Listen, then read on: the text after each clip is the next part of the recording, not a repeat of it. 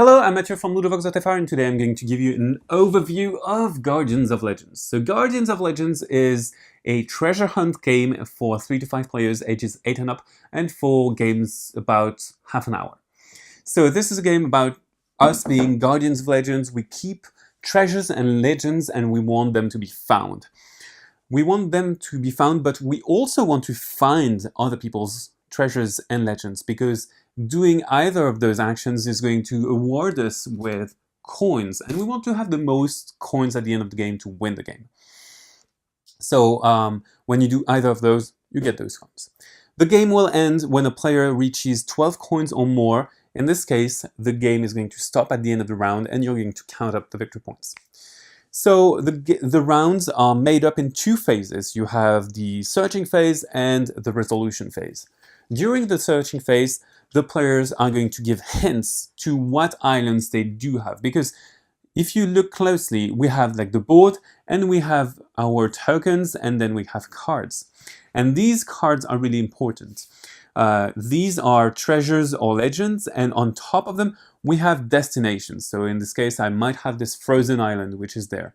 So I will have to give hints for the other players to discover this island, to make them find this treasure. So in this case I will give a hint which is very close to that island, but to do so I will have to point at postcards. And these postcards are going to be full of details, and to hint at things you're going to use your hint marker. I'm going to point not at the boa, not at the whiskey bottle, not at the riverboat. I'm going to be pointing here at the hill full of snow, because it makes sense with the frozen island. So I will do that. The other players might give hints as well.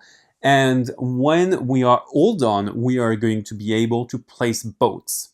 And these boats are interesting. They have a cross on their back. And this is the player we are going to interrogate on a specific island.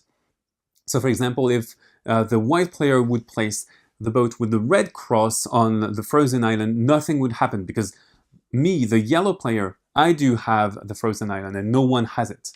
So they will probably guess it right, be there, and then the red player might take the hint. And if they want to put a boat there, they will have to place it on top of the white one, because whoever comes first gets the lion's share.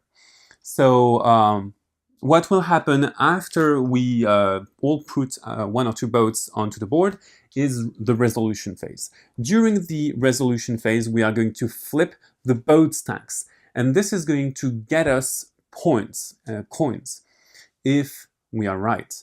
So let's do this one, for instance.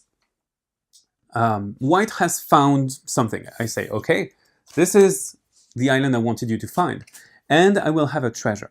The treasure means that they are going to get 2 coins. I'm going to get 2 coins as well, since that player has found my treasure. And then we move on to the red player. His second, he would get 1 coin. Any player besides the first one would get only 1 coin. But as more than one person found my treasure, I'm going to get 1 additional coin. So I want more than one person to find my treasure. So now that we have done that, the island is going to be flipped on the used side and it cannot be found again. I'm going to discard those, and then if I run out of destinations and treasures, I'm going to get a new treasure and destination at random, but it is only if I run out of those. So I told you that we had legends. The treasures basically are always 2 coins, and the legends are mythical objects. So you have Excalibur, the Trident of Poseidon, and the Golden Apples. If someone finds a legend, so we all have 1 legend among our treasures, we are also going to get red legend coins. These are additional bonus coins that are worth money, but they also act as tiebreakers, so they are really important. So now people might make mistakes. So for example, if players didn't take the hints and would point at an island that is close to mine but is not mine, I will have to say, okay, you know, you're close. I'm going to light a beacon there. And this fire is going to signal that one of the islands that touch this one has one of my treasures.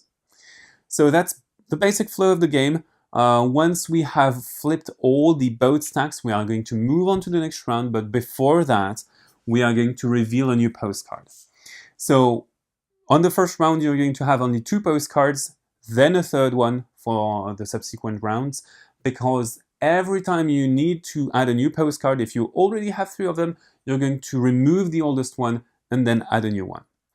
So this is how the game goes. It's going to end when a player reaches 12 coins or more. Then you're going to look at the total of coins, and the one with the most wins.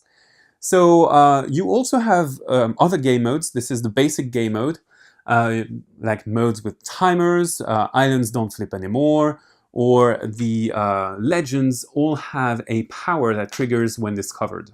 So this is Guardians of Legends. This is a game about giving hints to the other people rather efficiently, and also taking hints from other people to guess where their treasures are. So now bye-bye, and see you on ludovox.fr.